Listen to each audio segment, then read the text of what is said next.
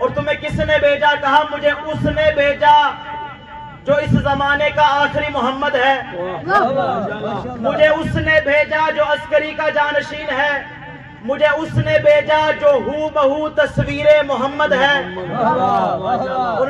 انہوں نے تمہیں کیا کہہ کے بھیجا؟ کہا تمہارے پاس جو مال ہے اس کو سارے مال کو ملا کر کل رقم 1060 دینار بنتی ہے۔ 1000 دینار تھیلیوں میں موجود ہے، 60 دینار سونے کے کپڑے میں لپٹے ہوئے ہیں۔